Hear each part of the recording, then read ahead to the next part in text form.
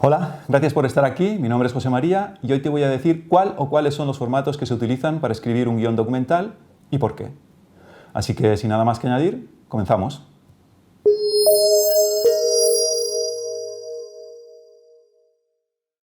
Si has visto los anteriores vídeos, ya te habrás dado cuenta que uno de los aspectos que definen al guión documental tiene que ver con su flexibilidad, ya que el imprevisto y el azar suelen ser unos factores muy importantes a tener en consideración.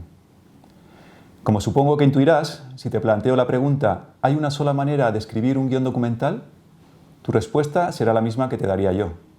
Pues no, no hay una sola manera de escribir un guión documental. No hay un formato estandarizado igual que existe en el de ficción. Eso no quiere decir que no haya guiones documentales que estén escritos en el mismo formato que una película convencional de ficción, sino que también hay otras alternativas.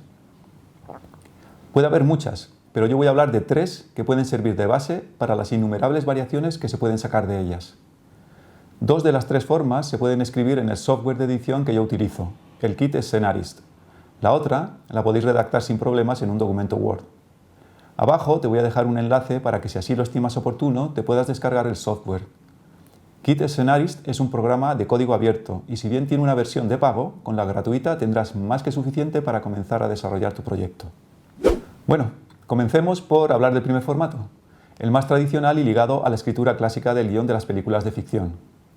En este formato, cada escena tiene un encabezado donde se establece si la localización es interior o exterior, el nombre de la localización y si es de día o de noche. A continuación, hay una descripción de la acción, es decir, qué es lo que ocurre en esa escena en concreto. Evidentemente, esto también incluye a los protagonistas. Y finalmente, también puedes incluir, de la manera más detallada que estimes oportuna, el diálogo o la narración en off. Si durante la grabación ya te apegas a este tipo de formato, lo que va a ocurrir es que te va a facilitar mucho la fase de grabación y de edición. Pero por otro lado, al ser menos flexible, te va a impedir improvisar. La decisión de si vas a usar este tipo de guión, como ya intuirás, va a depender de la naturaleza de tu proyecto y de quién eres tú como cineasta, cómo entiendes el proceso creativo. El segundo formato es mucho más libre, tiene una redacción que se asemeja más a un relato novelado. Incluso si así lo deseas, podrías utilizar también figuras literarias. Puedes dividir el guión en diferentes partes y a cada una de ellas darles un título. El número y la extensión de estas partes es totalmente subjetivo y va a depender únicamente de ti. Podría estar más cercano a lo que entendemos como un tratamiento secuenciado, si además, en vez de ponerle el título, le pones un encabezado análogo al guión literario tradicional. Este tipo de estructura te otorga una mayor flexibilidad en la grabación.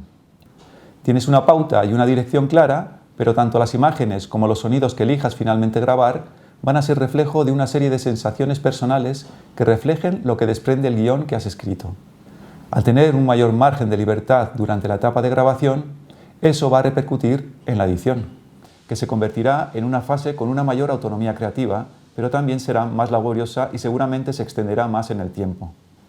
Al igual que el anterior formato, decidirte por este va a depender de la naturaleza de tu proyecto y de cómo entiendes el proceso de realización de tu película. Generalmente, los guiones con un margen menor de escritura son aquellos realizados por encargo o que ya tienen una estructura muy definida, como las series documentales para televisión. Que esto sea así no es ni mejor ni peor. Aceptarlo tal y como es te va a facilitar mucho tu trabajo.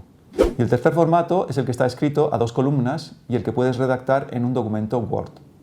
En la columna de la izquierda está escrito todo lo referido a la imagen y en la de la derecha todo lo que tiene que ver con el sonido, ya sean estos diálogos, voz en off, música o efectos sonoros. Este tipo de formato, que visualmente tiene una imagen más técnica, comenzó a ser utilizado de manera general en las televisiones. En la actualidad, su uso también es muy extendido en la radio, videoclips, vídeos corporativos o institucionales. Al igual que el anterior, el margen de maniobra de este tipo de documentales, como podrás intuir, es también más reducido. Cuanto más detallado sea, menos espacio a la improvisación. Entenderás por qué este tipo de guión, o el primero, suelen ser los más usados en aquellos trabajos hechos por encargo, ya que cuando uno va a grabar el material, la conversación con el cliente ya ha determinado en gran medida su forma. Te quiero aclarar que a lo largo del curso me voy a centrar de manera casi exclusiva en los llamados documentales de autor, en aquellos que dan cuenta de una visión personal, de un aspecto concreto de la vida, donde se nota el carácter y la presencia de la persona encargada de realizarlos. No son productos ejecutados por técnicos donde ya está todo preestablecido de antemano. Y con esto no quiero decir que tenga más o menos valor, sino que el carácter autoral del cine documental personalmente es lo que me interesa. Y además, si tienes claros estos conceptos y sabes manejarlos, realizar el guión de un trabajo por encargo o que requiera de un cariz más técnico, te va a ser aún más sencillo de realizar. Como ya te he comentado, no importa cuál de los 3 formatos elijas, lo importante es que sea el más adecuado para tu propósito, que te facilite el trabajo. Para finalizar, te comento que los ejemplos de guión que has estado viendo corresponden a la redacción de la primera secuencia de mi primer largometraje documental, Txoriak galduta egon zenean. Está escrita en los 3 formatos. Me gustaría que me dijeras cuál de los 3 crees que empleé en la realización de mi película y por qué. La semana que viene te diré qué es lo que pienso sobre si es posible hacer un documental de manera profesional y en solitario. Que tengas una buena semana. Nos vemos.